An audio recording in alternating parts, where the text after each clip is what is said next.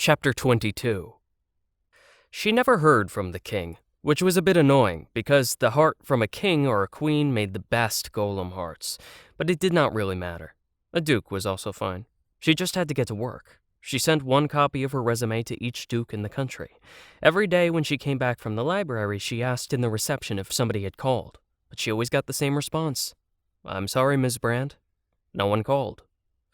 It rained throughout December. She had been in London for almost a month and had not made any progress yet. Christmas snuck up on her. She was a bit like a Muslim in that way. She was standing next to the Christmas tree on Trafalgar Square and imitated the children's choir singing Christmas carols for charity. They could all be like, jingle bells, jingle all the way. Oh, what fun it is to ride in a one-horse open sleigh. And Siv would be all like, moo moo moo moo moo moo na na na na na, wiggling with her head from side to side while she grimaced, which annoyed an elderly woman who was standing next to her, applauding. She leaned over to Siv. Look, I know that they aren't very good, but it's very impolite to make fun of them. Afterwards, when Siv went back to the hotel, she actually felt bad. You know that feeling when you have enough self-awareness to realize that you actually have done something wrong? She marched into the reception and asked if somebody had called. The girl managed to smile genuinely. No, I'm sorry, miss. Nobody has called. Then, since Siv did not leave, she added, I am sorry, if you don't mind me asking. What is this phone call that you are waiting for? Huh? Oh, it's just a job interview. It's really empty here tonight. Yes, it is always like this on Christmas Eve. It will be completely different on New Year's Eve. Siv hid in her room all New Year's Eve. She sat by the window, looking down at Whitehall Gardens. On the other side of the Thames, you could see the London Eye. There were literally thousands of people down there waiting for the fireworks to start. The next morning, when people started ordering hangover pizza, Siv marched around the city. It was 9:47. She'd noticed something interesting on the sidewalk. It was a poster from a talent show called Just Another Talent Show. Apply for Just Another Talent Show for your chance to win £100,000 and perform before the royal family. That settled it. Siv would win Just Another Talent Show. She just had to figure out what this Just Another Talent Show was. So what was the first thing Siv did? As always, when Siv wanted to find out something, she went to the library and tried to find all books there were about Just Another Talent Show. She couldn't find any books, which was kind of annoying because this was supposed to be one of the most well-respected and reputable libraries in the world. Excuse me, she snapped at one of the librarians. Where are all your books about Just Another Talent Show?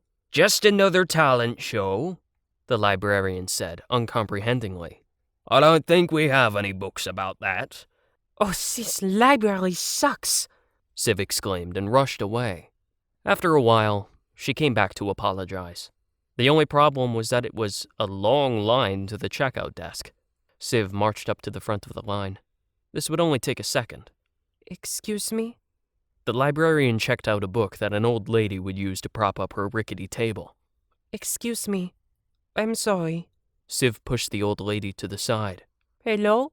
I just wanted to say that I am very sorry for how I behaved before. It was never my intention to be rude to you. And then she just marched away before the librarian even had a chance to say anything. That was always the best way to deliver insults and apologies. Just leave as soon as you have delivered them, and in that way the other person does not get a chance to say anything. Siv walked down Woburn Place, ran against Red to get over to Russell Square, and almost got hit by a bus. On the other side of the sidewalk sat a man in a wheelchair who looked irritably at her. Can't you see that it is red? He said when Siv came up on the sidewalk. And then in a split second, Siv said the first thing that popped up in her head. Just because you can't do it. And then she marched on, and didn't even notice that the man started to follow her in the wheelchair. Hey! Hey! Siv turned around. It was one of those rare moments when she felt tall. That wasn't a very nice thing to say, now was it? No, it wasn't, Siv said, completely objectively, which kind of threw the old man off balance. Now, excuse me, Siv said. I have to find out what Just Another Talent Show is. She was about halfway back to the hotel when she noticed another Just Another Talent Show poster at a bus stop. She stood there for a little while, till a young guy came up to her and smiled politely. Excuse me? Oh, Siv stepped aside, and then the guy opened up the advertising board and pulled out the poster so that he could put in a new one. what are you doing? Siv ran after and tried to stop him. I ain't done with that one yet. Sorry, I'm on a schedule. The young guy said. No, you don't understand. Siv rushed up to the car. It was getting late, so the headlights were on. I have to apply to this Just Another Talent Show. It's very important to me. The guy looked over the poster. I think it's too late for that. What do you mean? Well, the application date expired. At midnight, December 31st. Siv had trouble believing that. Are you absolutely sure? Yeah, I think so. I think it is like that every year. It turned out that the guy was right. The deadline to register for Just Another Talent Show was at midnight, December 31st. So Siv went to the production company and argued with the receptionist until she got to meet someone. Let me get this straight. You want to pay me £200,000 just so that you can apply for a contest where you might win £100,000? Yes. Siv said, like he could not possibly say no to that offer. I'm sorry. I can't do that. Why not? Siv was shocked. Here at Airbrush Media, we uphold the highest moral standard.